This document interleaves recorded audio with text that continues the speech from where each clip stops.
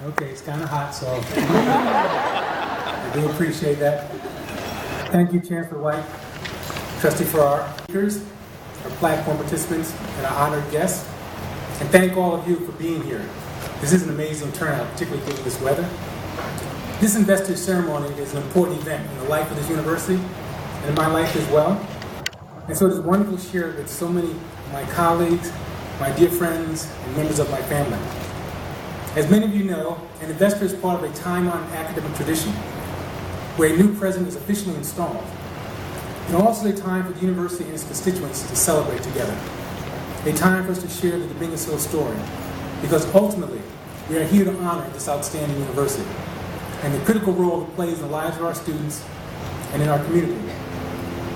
Now, no young child ever goes up to their parents and says, when I grow up, I want to be a college president. At least not the normal ones. The route to the presidency differs for almost everyone appointed to this position, but it is never attained without the support and guidance of many individuals and groups. I would like to thank and acknowledge a few of those who played a major role in my being here today. First, my biggest thanks goes to our faculty, our staff, and our students. They are the heart and soul of this university, and they embody what we do. After working with me, as you heard earlier, for less than a year as interim president, their support and advocacy contributed to the ultimate decision made by Chancellor White and the Board of Trustees to appoint me as permanent president. I also want to thank former Chancellor Charles Reed, who originally appointed me as the interim president, and former Dominguez Hills president and current president of California State University Fullerton, Dr. Mildred Garcia, for her support and encouragement during that period of transition. And it goes without saying, I owe so much to Chancellor Timothy White and the Board of Trustees. Represented here today by Trustee Deborah Farrar, Trustee Stephen Stepanek, for trusting the voice of this campus and appointing me as the 10th president of California State University, Dominguez Hills. I also like to thank my family, some of whom are here today, especially my wife Betty, who has borne the brunt of the logistical challenges since I accepted this position.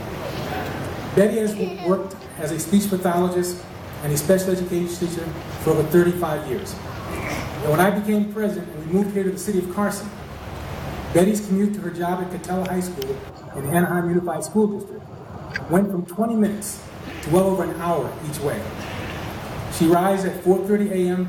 every morning and drives well over 2 hours round trip on Interstate 91 in some of the worst traffic in California. It is hard to describe how it feels to look in her eyes.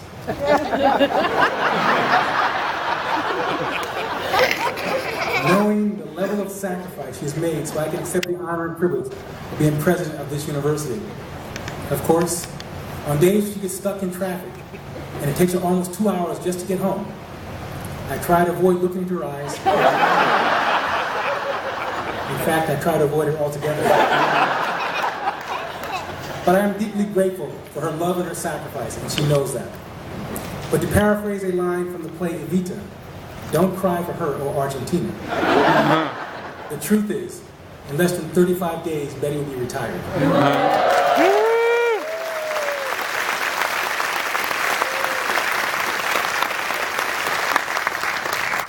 I'm also grateful for our children who could be here. My daughter Linnea and her boyfriend Tom, who came down from San Francisco. My stepson Danny, who lives in Orange County, and his brother Stephen, and his wife Tracy, and their daughter, our granddaughter Katie, who will be 6 years old in 2 months, who flew in from Connecticut. And she's still pretty well for me.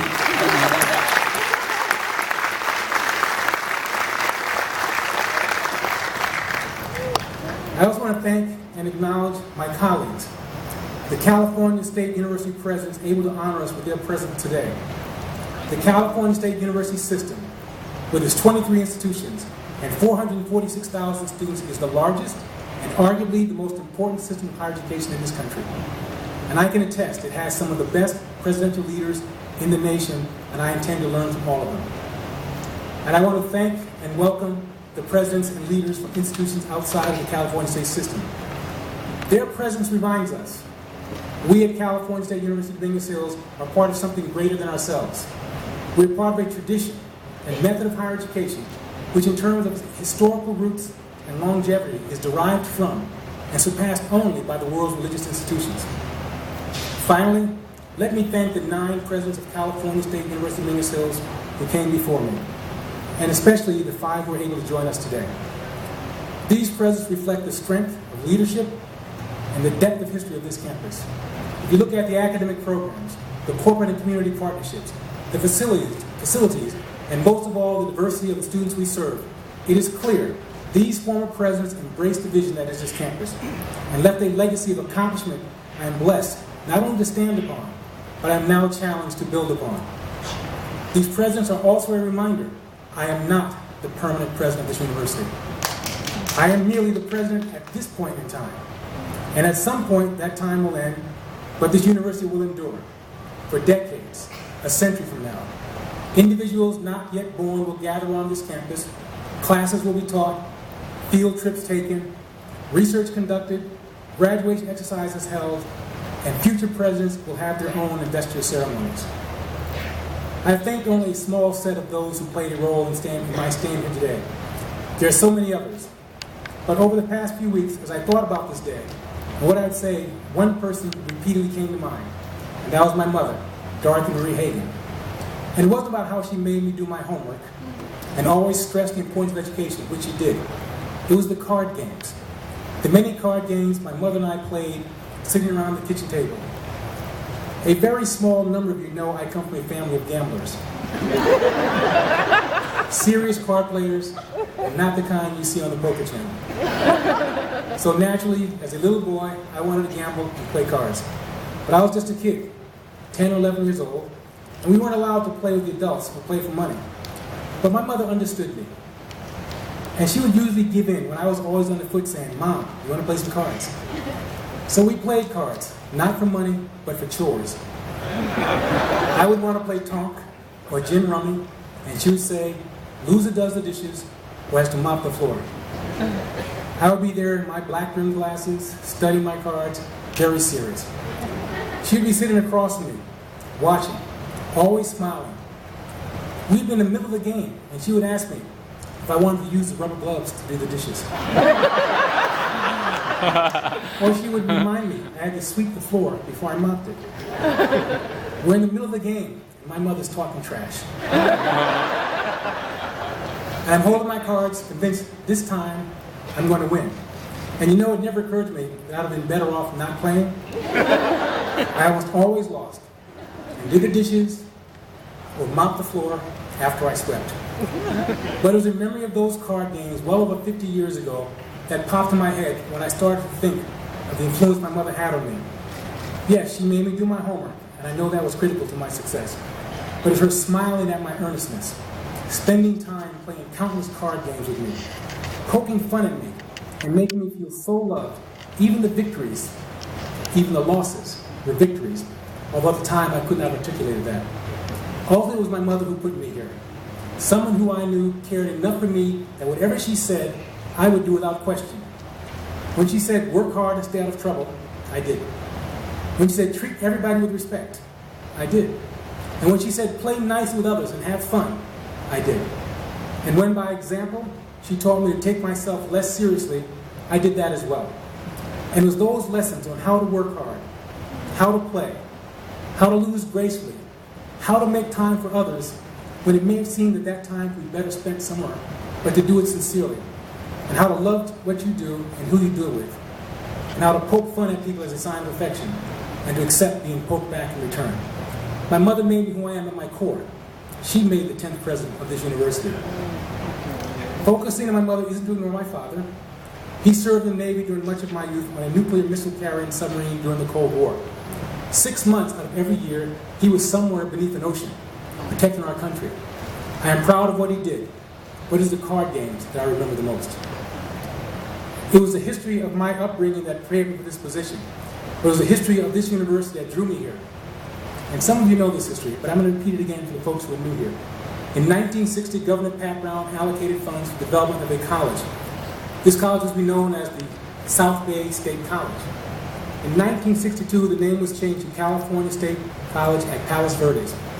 And the first classes were taught in 1965 at the California Federal Savings Bank in Palos Verdes. Palos Verdes is a wonderful coastal community, one of the wealthiest in California. Once Palos was ranked among the 100 richest cities in the United States. The intent was to create a unique, comprehensive institution, which some refer to as the Harvard of the West. In August of 1965, the Watts riots occurred. The devastating riots caused 34 deaths, over 1,000 arrests, and over $40 million in damages. The leader at that time saw a community in crisis, and they looked for a way to transform it. They looked for a way to bring opportunity, a proven route for upward mobility, and a greater sense of hope to individuals and to a community. So what did they reach for? They reached for a college. They reached for California State University, Dominguez Hills. In response to those riots, the governor and the board of trustees relocated the campus from Palos Verdes to its current location in Dominguez Hills to be closer to the areas impacted by the riots. They turned to us because they knew an institution of higher education could be a catalyst for change. They wanted transformation, and they got it. Over 87,000 alums later, 57% of whom live within 25 miles of this campus. Enrollment nearing 15,000. Over 31,000 applicants for admissions. A $200 million budget. $335 million of annual economic impact, supporting over 3,000 regional jobs. That is transformation.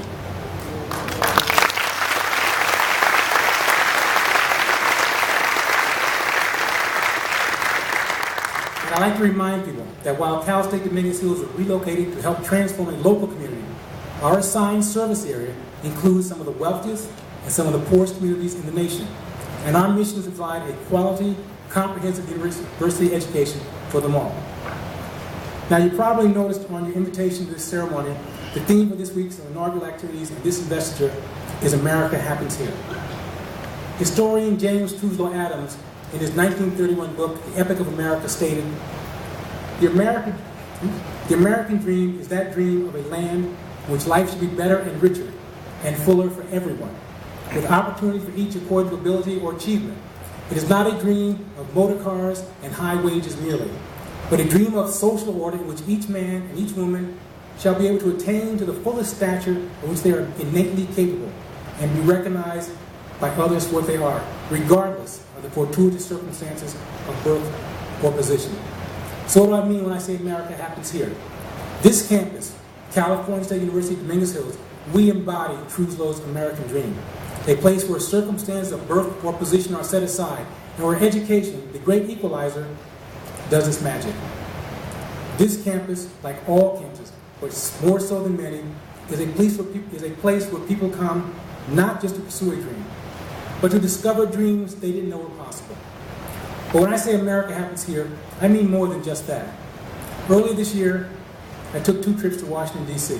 The first with my president's colleagues, led by Chancellor White, to meet with members of our congressional delegation. The second trip was with members of the Los Angeles Chamber of Commerce, to meet with our 2 senators, President Obama's educational advisors, Transportation Secretary Anthony Foxx, and various congressional leaders. In these meetings, we talked about President Obama's higher education initiative to increase access, affordability, quality, accountability, and student success, how to promote upward mobility for all students, but particularly women, underrepresented minorities, and those struggling in an ever-shrinking middle class. We talked about job creation and the need to educate more students for the careers in the sciences, technology, engineering, and mathematics, the so-called STEM fields. We talked about healthcare reform and the scary and growing shortage of nurses and healthcare professionals. And we talked about immigration reform, the political and the human side of the issue, including the need to pass legislation referred to as the Development, Relief, and Education for Alien Minors Act, the DREAM Act. We talked about sustainability, job creation, cybersecurity, and the promise and the peril of technology, which can win a war with unprecedented stealth and invade our personal privacy with equally unprecedented stealth. We talked about the need for more community engagement, which, by the way, through the efforts of our students, our faculty, and our staff, and programs such as our Service Learning, Internship, and Community Engagement Center, California State University Dominguez Hills is consistently recognized as one of the nation's leaders when it comes to an engaged community.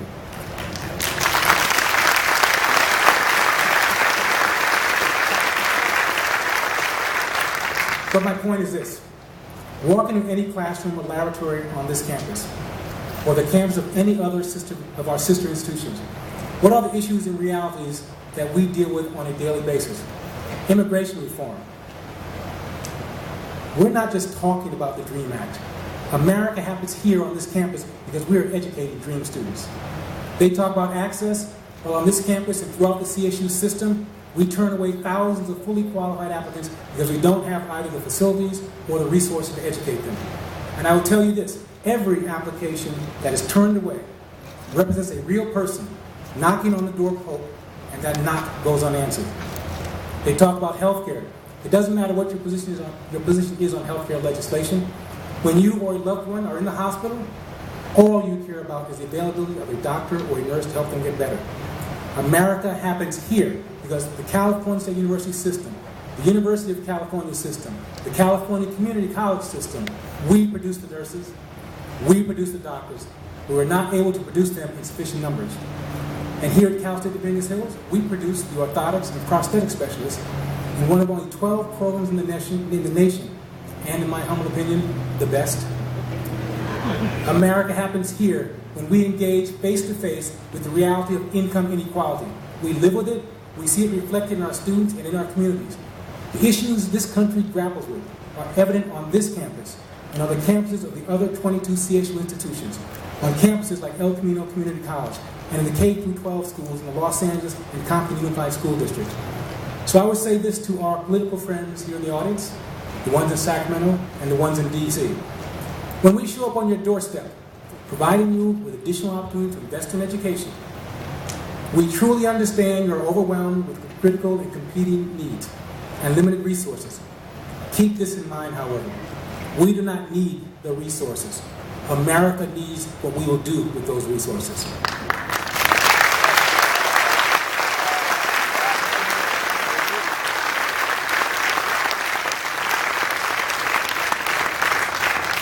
And we really don't see ourselves as a source of competition. We see ourselves as a source of solutions.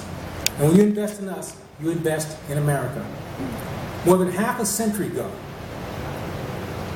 the founders of this university and the founders of this nation, this university, we continue to serve as a conduit between the reality of what they wanted and the reality of today's America. And the vision put forth not by just the founders of the nation, but also by the founders of this university. If you look at our mission, you look at our cultural and ethnic diversity, you look at our opportunities and our challenges. As John Daisy, superintendent of LA Unified School District, said, we are America, only sooner. So understand, when I say America happens here at California State University Dominguez Hills, an avowed place, the very intersection of hope and promise, one cannot help but be humbled by the magnitude of the role this institution plays in this community and in this nation. I cannot help but be humbled by the small role I have been given the privilege to play. I promise you everything in my power to live up to the responsibilities of this position, to work collaboratively with our great faculty, our outstanding staff and students, and in this outstanding community, to advance our mission and to make this institution even stronger. And I promise to live by the tenets my mother taught me, to love what I do and the people I do it with, even when we disagree, and to have fun. From my heart, I truly appreciate all of you being here, and on behalf of the family that is California State University Dominguez Hills, I thank you.